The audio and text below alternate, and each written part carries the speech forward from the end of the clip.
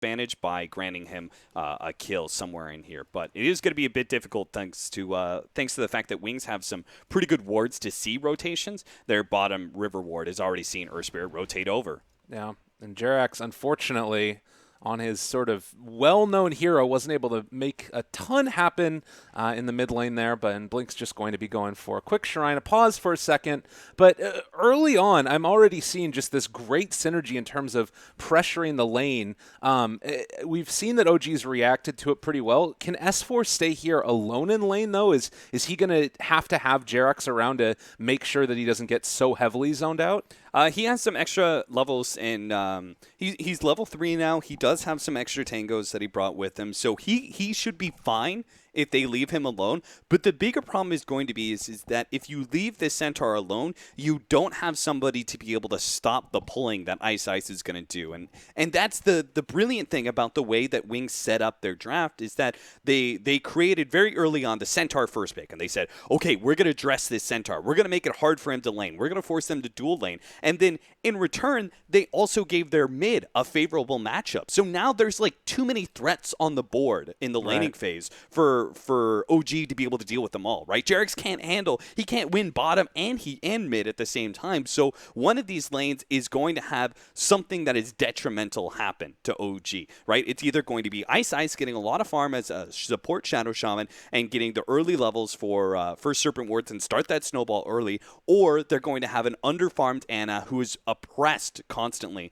by this silencer. So it's one or the other, right? And I think this is just sort of the brilliance of their setup. Abaddon is going to be fine. Like, if Dazzle wants to rotate sometimes in this mid lane, Abaddon is more than happy to be able to deal with a Rubik Terrorblade matchup. Because ultimately, all he has to do is go to the side chop, pick up a TP scroll, and if they ever initiate on him, they have to lead with telekinesis, follow up with reflection, he just TPs to his offlane shrine, gets the full heal, and comes back to lane. So Innocence can always just rotate into mid whenever he feels like Earth Spirit is going to make an aggressive maneuver. So if Dazzle's going to be countering that part, I think Jerax is going to have to keep his attention more in that bottom lane because the Dazzle will counteract what he's attempting in the mid lane. Yeah, I'm definitely with you there. And, we talked again a lot about that control that you're sort of lacking for Wings Gaming. And I'm thinking as the game goes on a little bit further and further, Storm Spirit, it's probably a really good decision that they try to get him a good matchup. They're going to rotate in Dazzle now because let's say that somebody on OG ends up picking up a Lotus or a Blader on.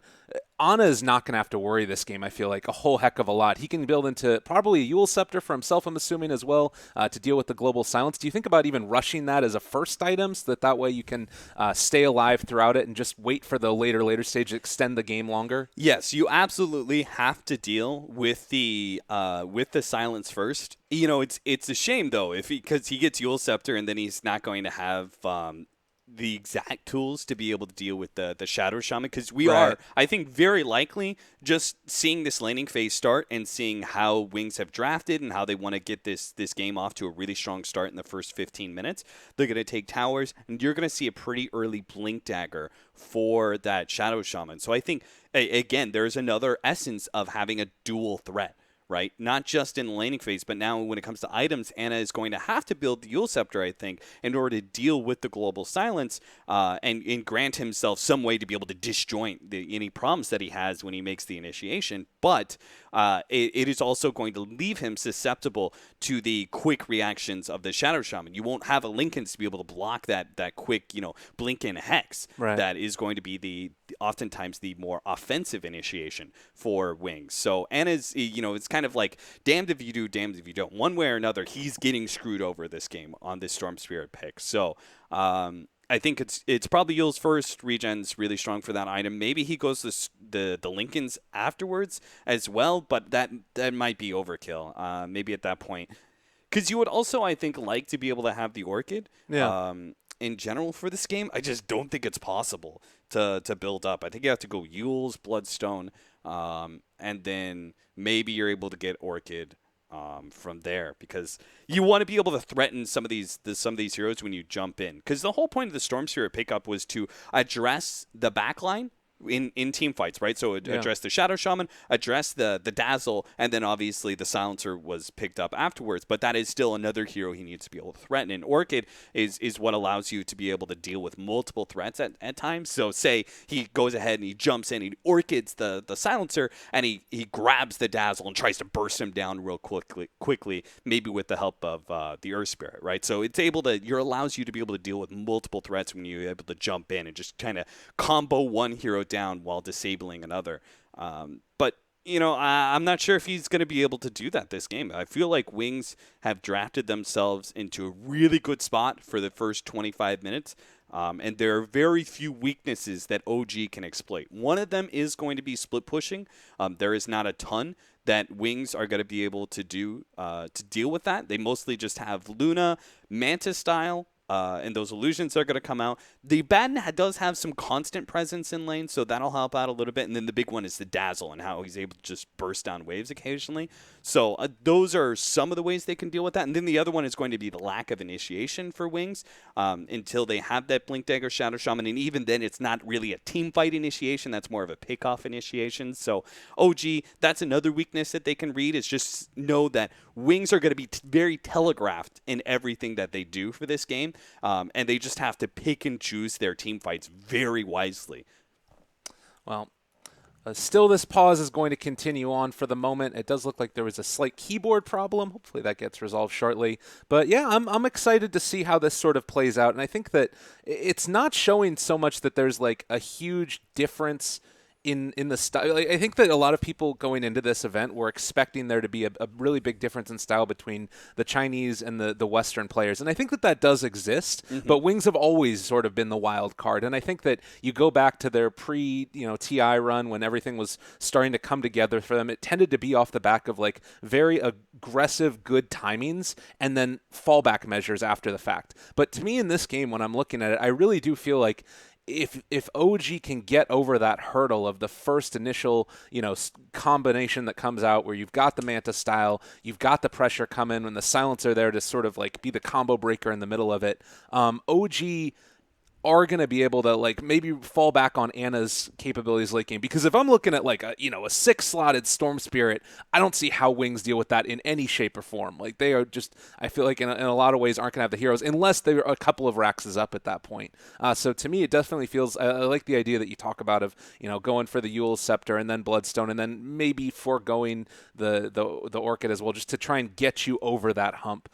Even though they're not going to be able to threaten as much the Silencer. But it's also worth noting that Ana, he hasn't had the worst laning stage so far. Like, he's salving up right now. I believe he has used his Shrine, so that's a little bit of a problem, but he's only 2 CS behind the Silencer in this game, and I don't know, I feel like things are, by and large, going okay for OG at this point. It's the later stages when the abilities come online that are probably going to be the issue, I guess. Yeah, I think the way we kind of look at the meta right now, when it comes to the first 15 minutes, you have this laning phase, and you try and pressure certain lanes. Sometimes it's the mid. Sometimes you even pressure using your off lane in some sort of dual lane scenario. But once you start getting to about, it depends on the team. Sometimes there's some very aggressive teams, like, for example, IG. They've done rotations as early as 6 minutes to rotate their carry out of the safe lane and pressure the enemy safe lane.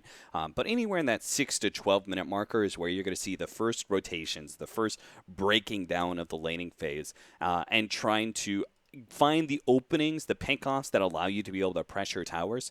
So, for example, rotating your carry. In this case, Wings may rotate their Luna out of the safe lane and into the Terrorblade lane the first time that they have Eclipse, try and make a play there, see if they can bully down a safe lane tower. But when it comes to OG and these objectives, right, if you think this is the way that Dota's played right now, we want to try and take, usually the safe lane and mid lane tower pretty early. The off lane tower usually comes in a little bit later because it's so easily protected.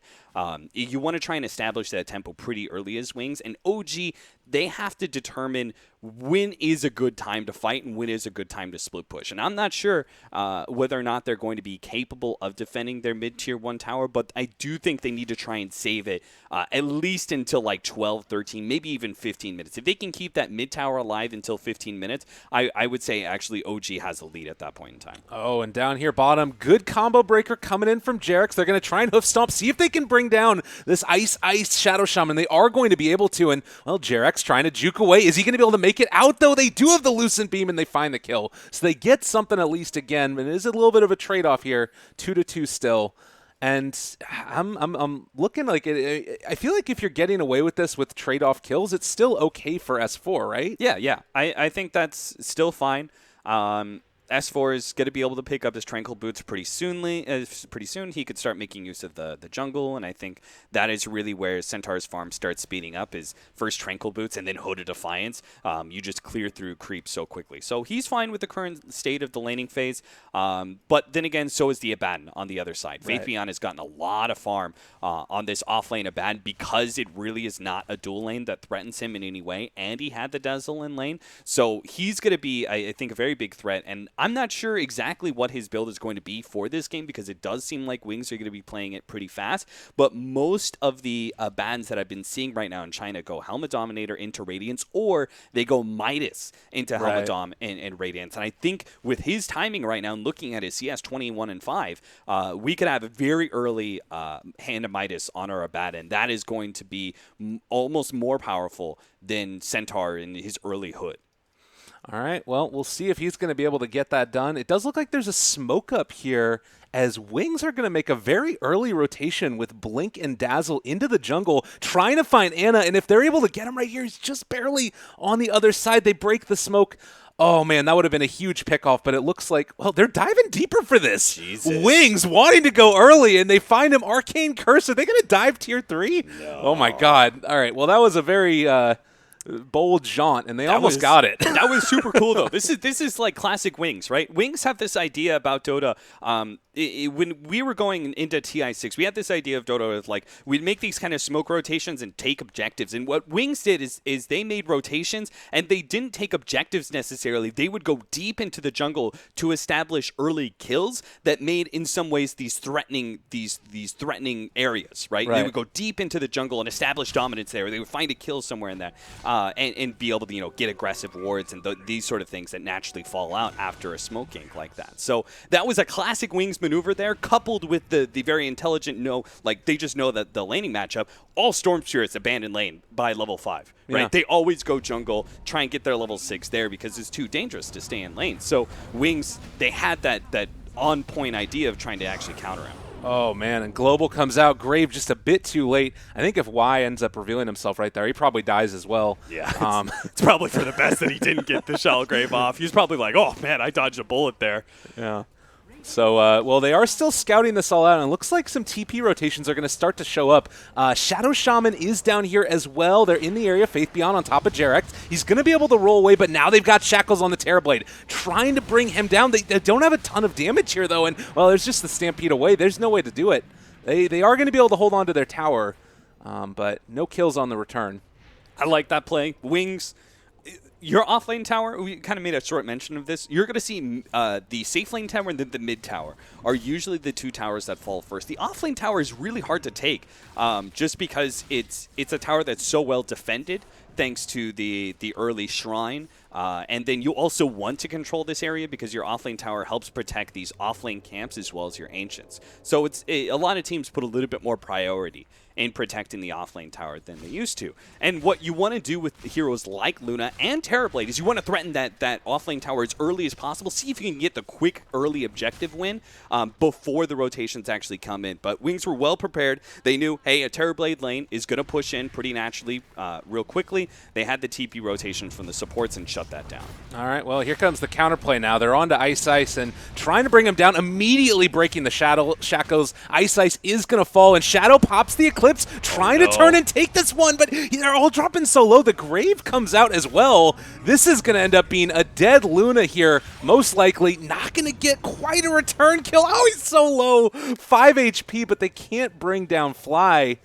Oh, man, that really hurts. That was so smart by S4. I love that play. He knew exactly what was going to happen. He knows Eclipse is going to be coming, so he tries to position himself where he can just fog the Luna. And he puts himself in that little copse of trees and tries to hide in there while the Eclipse is going out. He preemptively saw that play and was able to play around it really nicely. The Eclipse was basically wasted. 2 beams went on a creep, and the other 2 went on the higher HP support heroes. So completely wasted ultimate there. A huge win for OG. Those are the kind of aggressive maneuvers that they need to make sure that Wings don't set up this tempo of gank into push that is inevitably going to happen. The OG needs to strike first in the laning phase with this Earth Spirit. They need to make sure that they're able to establish that, because as we talked about in the draft, right, it's that Shadow Shaman and even Dazzle, they are not the best rotational heroes. They can't create those kind of threats that Earth Spirit can. So they need to make the most of this Earth Spirit while they can. Well, it's really interesting to me, too, because we've been talking a lot about the early timings, and we haven't hit that point as of yet where you have everything online for Wings where they want to push down those towers. But you do also have things like the Silencers going back for a Midas. Has it coming to him on the Courier right now? And I'm wondering, I guess that this is a little bit of that late game insurance that they're going to want out of it, but considering that there was that timing that we've been talking about over and over again as this ward gets placed down, we'll scout out the Midas on Silencer. If possibly they're going to be delaying their timing slightly? No, I think this is what the Chinese are doing right now. A lot of Hand of Midases, and I do think Silencer is one of the better heroes to take advantage of that. Just because, mid, it looks like Ice might be Dove. Well, they're going to turn it. Shackles now onto the Earth Spirit. They're going to lift up the creep to try and break the shackles. That was a little bit interesting, but ended up working. That was a very nice cognitive play there to have that idea of using the telekinesis. Fortunately, though, it wasn't really needed. And I do like, normally it's the carry that usually rotates out and starts jungling and leaves the support the safe lane, but it looks like they're trying to make more use of the Silencer. They had the early rotation into jungle, then he just went top, and they're trying to give the mid lane more to Ice to allow him to pick up his levels and get those mass serpent wards coming. So I like this idea by them. The Wings are trying to make sure that their supports do get the proper levels so they can hit that 12, 13-minute mark pretty hard. They'll also have Eclipse up right now, so if they can just get this level 6 finish up on Ice, they can make a play for an objective. I'm just not sure where they want to go. Just because I do put a lot of priority in taking that mid lane tower and trying to shake things up, but it does look like OG is taking the first step here and putting the pressure into bottom lane. It's going to force rotations most likely out of Wings. Yeah, and they scan, realize that Shadow is still back behind the tower, maybe looking for a double back here or possibly even just waiting for the next round of creeps, not feeling confident in it. But there is going to be a defense of this as Wings are all moving into the area. Global is still down, but it looks like they don't want to give up their Tier 1 tower. They already lost the off-lane tower, Wings, to the Terrorblade moving in and just being able to bring that down. Now Ana's farming here as well. Faith Beyond did not go for the Hand of Midas. He actually went for the early Helmet Dominator. I think Helmet Dom is one of the great ways for you to be able to push out these lanes without having a presence.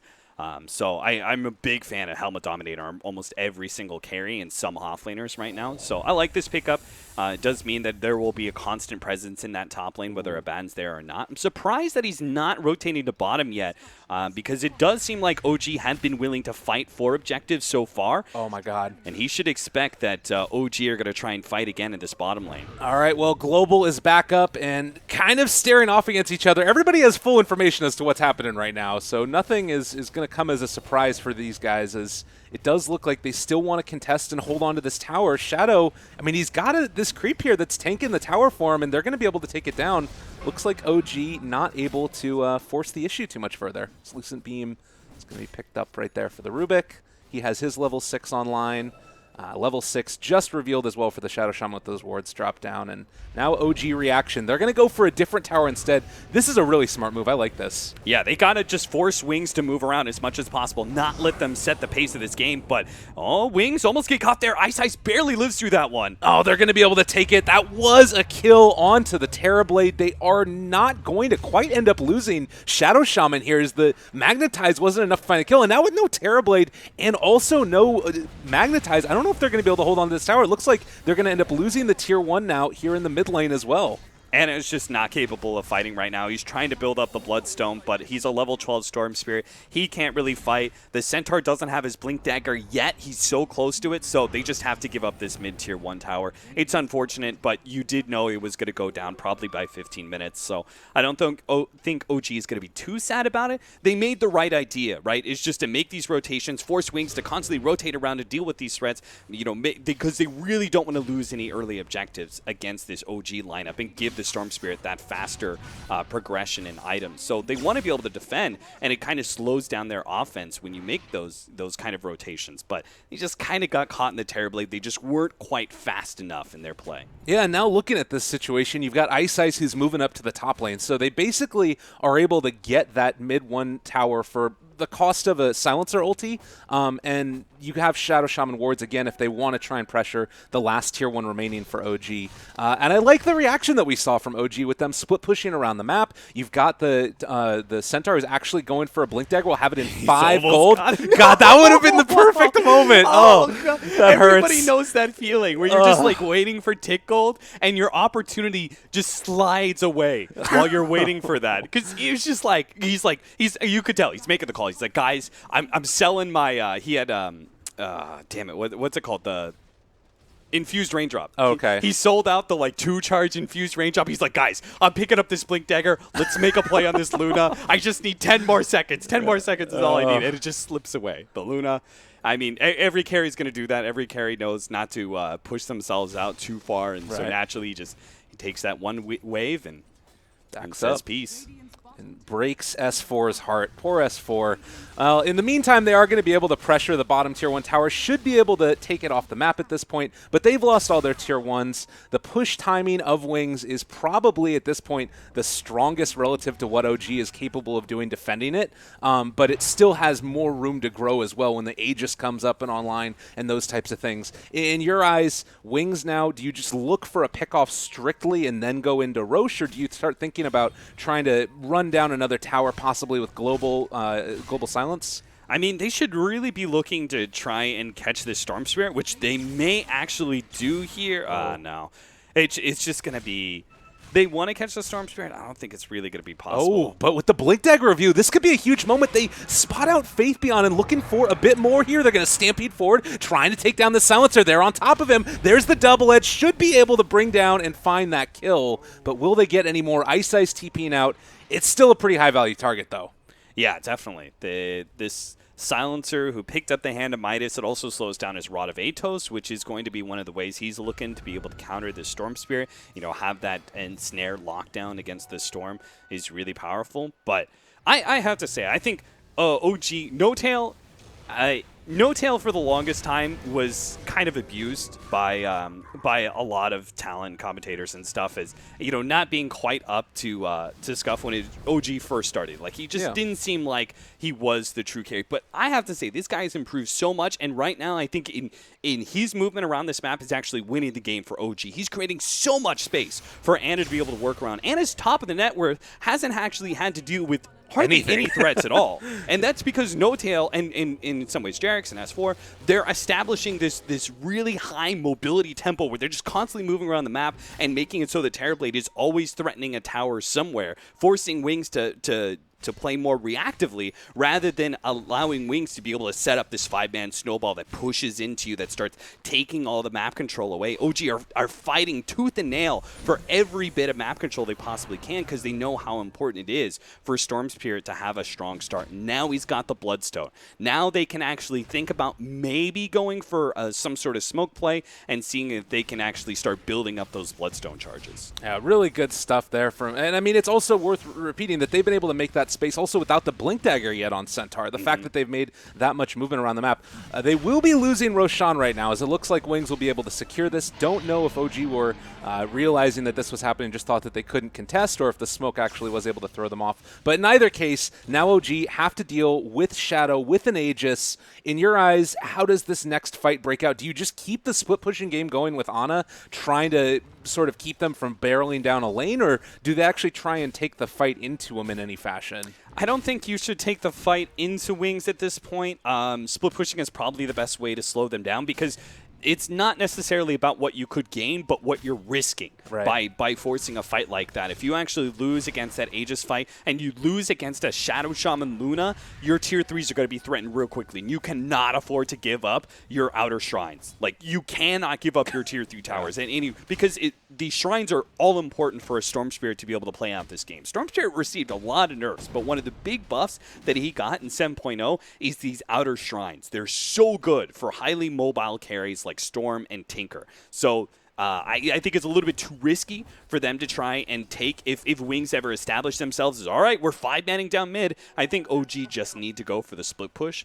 And they're doing so very well, right? If you look at it, like S4 just blinked out to top lane. He's going to burst down this wave, just like Ana is cleaning up the bottom wave. They're forcing Wings to actually set up 2 heroes in every single lane and not letting them go for that 5-man. Wings, they're kind of scrambling around trying to get enough map control that they can go for a 5-man push without losing their tier 2s. And that's what they're doing right now. They feel just comfortable with where the lane equilibrium is on the side lanes that they can go for a 5-man push in mid, get that tier 2 without losing an objective in return. Yeah, and the Shadow Wards, like you were talking about, you've got the pressure that's coming in as well from the Lunars, the right clicks there, but it is still going to be a problem. You look at this, Ana, he is very aggressive at pushing the lanes out. He's going to probably be able to secure that tier 2, and No Tail threatening with Metamorphosis in the top lane as well. And actually, I mean, they just brought down the tier 2 tower in the mid lane. No Tail might end up dying here if he doesn't get out quickly. They're scanning out to see if the shrine was there, but it's not, and they're going to be able to get away with this one. So tier 2 brought down in the top lane, bottom lane almost completely gone. Ana gets out. That was a great hold right there for OG by and large. Yeah, absolutely. I think part of that is a little bit of, I'm not going to say vision problems because they do have their wards, I think, in the right place, but one of the things is that they knew, they're kind of like, OG was trying to take a next level step in setting up a trap at top lane to catch, the slow TPs in, right? You want to be able to push down mid and then TP back to tier 2. So OG were making the next level play of trying to set up a trap on one of those tier 2s, but then Wings also made that read. And they're like, we can't TP back to our tier 2s to defend them because we're actually just going to get picked off. We're going to be funneling in heroes one by one, so we can't afford to do that. So they just had to give up, basically, almost 2 tier 2 towers because of that trap set up by OG. So even if the trap didn't successfully work and spring and catch a hero or anything like that, it still functionally established a very strong win for OG in being able to take the top lane objective, and hopefully they'll be able to take this bottom lane objective sometime soon. But you could see Wings, they know Ana really wants this one, and they had the Blink Dagger too. They're already on top of him. They're going to be able to get long-range shackles coming in. S4 trying to break it, but Ana ends up falling, and they do take down the Shadow Shaman, but it is a heavy price indeed as the Storm Spirit died for that one, and it feels bad. Oh, yeah. We just talk about how Wings read a trap set by OG, but this time around, it was Ana who didn't read the trap that was set up by Wings. They were just baiting out that big tier 2 bounty and just, waiting for Ana to inevitably push that out. They catch him, and when he doesn't have Linken's and he doesn't have Yule Scepter, he is incredibly susceptible to this Silencer core. So he's got to be, I think, a little bit more defensive. His allies have done a great job of giving him space. He cannot afford to throw it away by stumbling into traps like that. Yeah, well, and you see, again, the other big pickup here is that Rod of Atos for Silencer in the early stages also has a Blink Dagger of his own to get up close and personal. Nice. This is so much aggression on top of the Storm Spirit, and I mean, I feel like they're itemizing perfectly to deal with it. There is another movement here towards the mid lane. It's looking like they want to try and pressure potentially for high ground. Is that what they're looking for, or just trying to catch somebody here? No, absolutely. If you can, again, the tier 3 towers, it's like two ways to win right now, Gabe. It's like defend your mid tier 1 tower and keep that outer map control as much as possible, or defend to death your tier 3 tower. You cannot afford to give up both early. So Wings want to be able to establish this quick push, boom, pop out with a smoke, drop the wards, force OG to scramble and TP in and not really be set up, and all of a sudden your tier 3 tower may actually die in this push. Oh my god, they're pressuring so heavily, and you see that they're up here on the high ground, Ana trying to take down the tier 3, but they have to kind of respond to this at a certain point. The wards are still there. They're not going to be in a position position to threaten the barracks, thankfully, but maybe it's enough. The Stampede forward, Jarek's trying to find and kill off the Luna, even stealing the bounty rune away from Shadow. How petty, but is going to end up working. Force staff forward, trying to bring them low. They are going to get the Grave off. The Shackles now to turn. They were managing to get the Eclipse off as well, and Fly is almost going to die, but not quite. They bring down 2 from Wings, and maybe going to be able to get a little bit more on top of it. They're going to find that Abaddon, take him down, Anna building back up the Bloodstone charges, and thankfully, Y at the very least will be able to escape.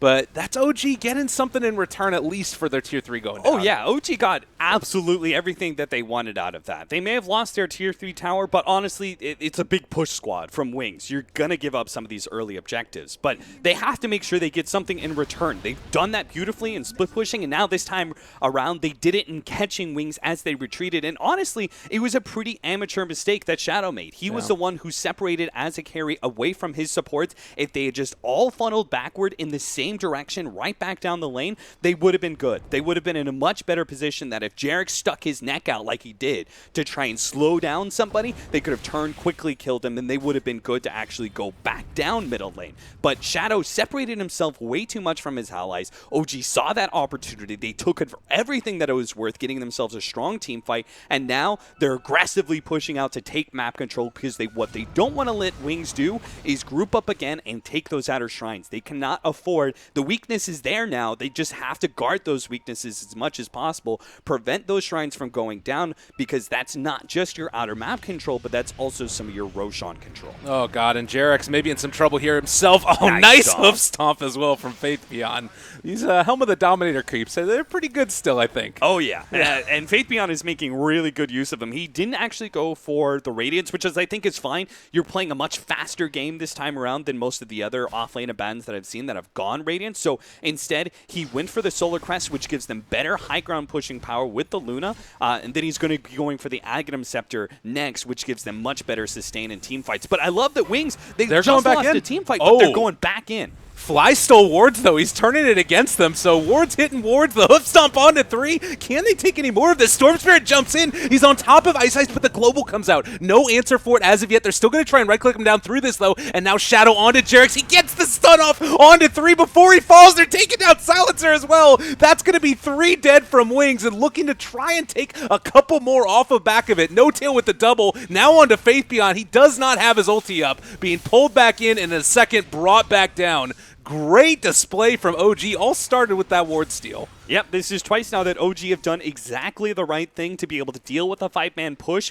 They have rotated 4 heroes back, left the Storm Spirit split pushing, and then when the time was right, they pull in the Storm Spirit for the team fight and they make the go. Again, Wings, I think they're so under pressure after losing that last team fight where Shadow got picked off and it all went bad from there, that they felt like they needed a 5-man down mid. And I think I agree with them. I think conceptually you are on such a timer that you didn't need to make an aggressive play like that and just go again, right? You have wards, you have Eclipse, just go again and try and make that team fight happen and take that lane of Rags. But they messed up in the small things. They messed up in the small technical details that win or lose you team fights. Their spacing wasn't really good, right? Yeah. They had, first of all, they gave away wards. Okay, that can be forgiven. But it was the hoof stomp. They came in from S4. When he saw an opportunity to hit 3 heroes, that was what won them the team fight. Because then Abaddon had to, because multiple heroes were hit, he had to pop his borrowed time in order to get an aphotic shield off on the Luna, wake her up from the stun, because you can't afford to just let 3 heroes sit there for 3 seconds. So he had to try and counteract that, and then they were on the back foot from there, right? Once you make that kind of play, once you commit your ultimate and pop the aphotic shield to stop a disable like that, you're on the back foot. And now they're going to lose Innocence. Yeah, this is from bad to worse. They found the Luna as well. Need to try and bring her down, but it looks like maybe a bit too far forward. No tail trying to get up close and personal. They actually turn the wards down again. Hex, there's the Stampede. This is an Aghanim Scepter Stampede. Just finished off. The Shrine is going to be no salvation for you, Luna. Dead again and dive into tier 4s at this point almost. They're going to be able to push down and probably secure themselves. I mean, do they even need to stick around for tier 3s? I don't think so. They really don't, right? It's Roche. It's not worth the risk. I mean, I think in some ways it was worth the risk to go ahead and just try and take that tier 3 and open up the shrines, but they also have an opportunity to take Roshan here for free. Absolutely no contest is going to come from Wings when you do it. You make that rotation this quickly. So I think they're just playing it very conservatively right now, respecting what Wings could possibly do if they give them a window, right? If they didn't back up immediately and they finish off the Tier 3 tower, there would have been a contest on Roshan. In fact, it looks like OG's not comfortable doing it right now because Luna's up in 5 seconds. So maybe the respect given actually kind of stumbles them at a bad point where they just couldn't take Roshan fast enough. Yeah, I mean, it's the whole nothing ventured, nothing gained, but I guess also nothing ventured, nothing lost, where you don't want to give this tempo away. They've been able to build up some momentum into their favor, and I mean, you look at it again, you've got Ana who's down here in the top lane, pressuring it constantly. Wings do not feel like a team that should be hitting their stride and taking the towers right now. OG have done a great job of disrupting this push, and how do you feel like Wings need to try and take back the momentum into their favor? What's their play now? It's going to be a slow game now for them. I think they've lost their opportunity to be able to take I mean, unless they can get Aegis into their hands. If they can get a good team fight around Aegis, around Roshan, they get that Aegis, then they can speed up the game again and try and go for high ground. But I don't anticipate that happening, or at least if it does, I don't anticipate a really strong win condition being available to them. But I don't know. It looks like they're going to try for it here, see if OG will contest and how strong that contest is going to be. Oh, yeah. Well, this is, again, wards drop down. Shadow Shaman is in a position to try and do something, but, well, they're already in on top of him. Faith Beyond, they're coming to contest Roshan. They're actually going to be able to steal it away from him. It looks like it still hasn't dropped. Shadow very low is going to end up falling here in just a second. They're able to pick it up. Shadow got the Aegis, but Ana still out of there for the moment. No Tail trying to turn and get on top of everybody. The silence turned against them at this point. Rubik trying to get it. How did that happen? What? And now Abaddon also is going to end up falling. 3 are dead for Wings, and it looks like Shadow is going to fall as well. No Tail able to survive. Oh my god. Jerax is going to end up dying here, possibly going to be able to make it happen. They do take down 3, but that was a whole hell of a bunch of weird plays. I mean, look how close that team fight was. It could have been. Like, there was too much that happened for me to say with, utter certainty that silent steal by our Rubik won them that team fight, but that team fight was so close that I have to think that it had a serious impact and just made it so Wings were not able to clean up that end, because it was so important for them to be able to get the Aegis on Shadow to keep their damage dealer alive, because at this point, Silencer is not far enough ahead. Are we going to lose? Why? Yeah, I think so. We are. Ana doesn't care. He's out of there. Oh, I mean, he's got 24 Bloodstone charges. He's over it. He's so huge. Man. Because if Wings could have won that, then boom, they can take control of the game again.